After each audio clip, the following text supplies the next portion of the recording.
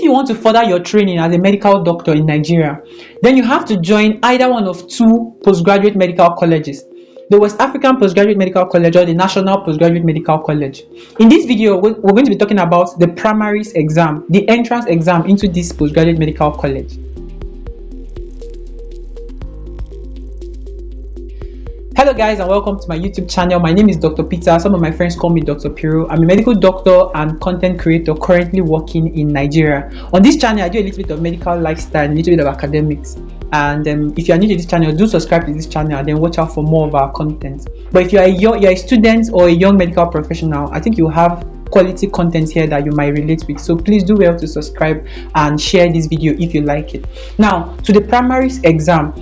There are going to be like 2 or 3 parts of this video. In this first part, we'll talk about generalities, what you need to prepare, the requirements, forms, payments, how to prepare for the exams, generally speaking. In the subsequent part of these videos, we're going to be talking in details, the topics, the syllabus, and things like that, so that you can actually hit the exams once and for all. Both postgraduate medical colleges gives you access to train as a resident in Nigeria. The National College gives you access to train as a resident in Nigeria. The West African gives you license to actually train in Nigeria. But at the end of the day, when you become a specialist, when you become a fellow of these colleges, you can actually practice.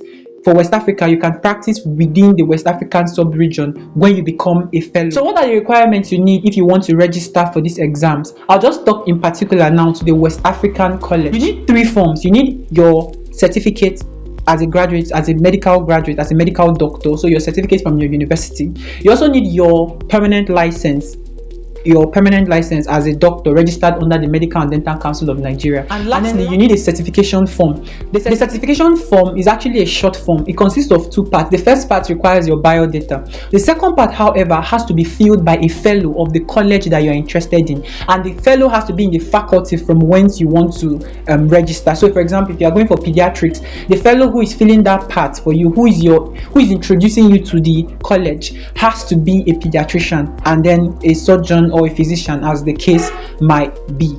The next phase is for you to register with the college, and here you just open the website of the West African Postgraduate Medical College, and then you choose which particular subspecialty, and then you log in. When you log in, you create a portal for yourself with a password and stuff, and then from there you can now continue your registration. It's going to require you to upload these 3 documents I've talked about: the certification form, your license, and your medical certificate from your university.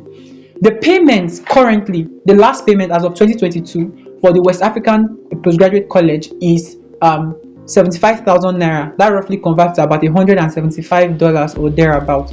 And with the additional charges in terms of payment and registration for Primaries exam, it comes to about 78,500 naira. So roughly around $180 just for you to have that. The payment is going to be done online using a MasterCard, like an online debit card. So it's actually a smooth interface. When you pay, of course, save your receipts and the details of your payment so that you can actually have an evidence of payment. Note that there is no refund of payment. So when you register and you change your mind that you're not prepared, or you change your mind that you don't want to write the exam, there is no choice, there's no refund. There's no refund of payments. You can only postpone your exams or things like that, but you will not get your money back. So you have to be very sure if you want to register before you make the payment. So at this point, you've registered, you've made your payment, you've decided which faculty you want to actually register in. So at this point, you've decided to be a specialist, you've registered to one of the postgraduate medical colleges, and you've made your payments. So it comes down to preparation. How do you go about preparing for the exams? Like every exam, you're a medical doctor, you've written, many myriads of exams in your training. So exams are not new to you. However, there are a few peculiarities you need to be aware of. Before you take these exams, I suggest you talk to at least 10 people who've taken the exam before. Maybe 10 is an overstatement, but what do you have to lose? Just have a one-on-one with residents, current residents, or even fellows like consultants who've taken the exam, and then so you can have a balanced experience. I say 10 so that you will make no mistakes, and then you can have multiple perspectives to the exam. I think it's very, very important. For me, while I was taking the exams, fortunately, I was working in a teaching hospital. There were a lot of residents, so I was able to interact with them individually, and then they gave me various perspectives to the exams, and that's part of what I'm going to be sharing with you subsequently in this video. The next thing comes to, you need to be aware of the syllabus.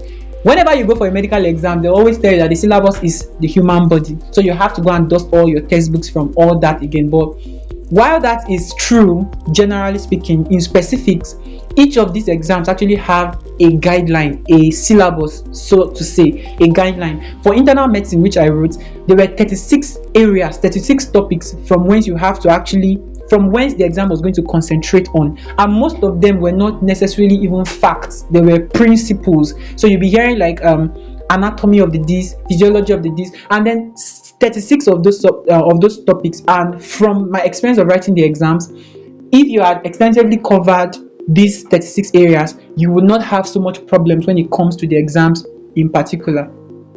I was speaking to a fellow who happened to be my HOD. He filled my certification forms, and I had a one-on-one with him, and he told me this. I think this was a key thing I took from our interaction. He said, for any postgraduate medical exams you are going to, if you answer 2,000 MCQs, you are prepared for that exams. If you answer 2,000 MCQs, past questions, recall questions, whatever, but if you practice 2,000 questions, you are set for that exams. In my own case, I'm not sure I practiced up to 2,000 questions.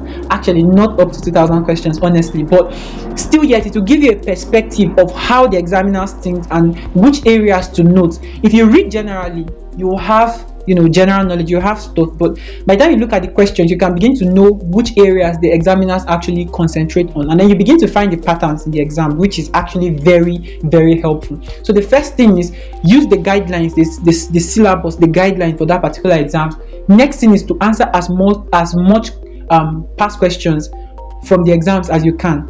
There are no past questions to say, but there are questions that are available that you can actually use to practice for the exam. I'm going to talk about that. So far, I've talked about talking with people who've taken the exam before, using the guideline of the exams, the syllabus, so to say, and then finally a strategic use of past questions. Fortunately, you are not going to be taking the exams alone. The primaries exams are actually taken twice a year, one during the March-April season, and then one in September-October period. So there are sets of doctors who are taking these exams all the time, so you can actually prepare alongside a group of people. And these days you don't even need people to prepare physically. There are Telegram pages made by Nigerian doctors who are medical officers also taking these exams, and some of them are actually very dedicated to help you pass the exams at actually no cost. There are some pages where you actually have to make a token payment to get access to questions and then discussions and then things like that, but is worth it in the long run. Me in particular, I joined 2 Telegram pages for internal medicine, and with the 2 pages I was able to actually get an idea of what was required from the exams. Questions were dropped from time to time. There was real-time interaction between those of us who were preparing for the exam, and there was a sense of community, which is actually helpful whenever you are preparing for an exam. And that's going to take me to the next thing we're going to talk about: update courses. Every year, the fellows from the postgraduate medical colleges actually have a series of lectures called update courses. In these update courses, various topics of clinical relevance are actually discussed.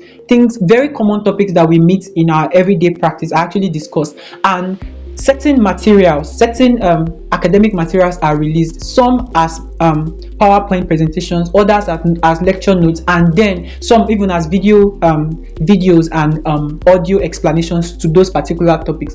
If you join these Telegram pages, you can actually have access to the update courses.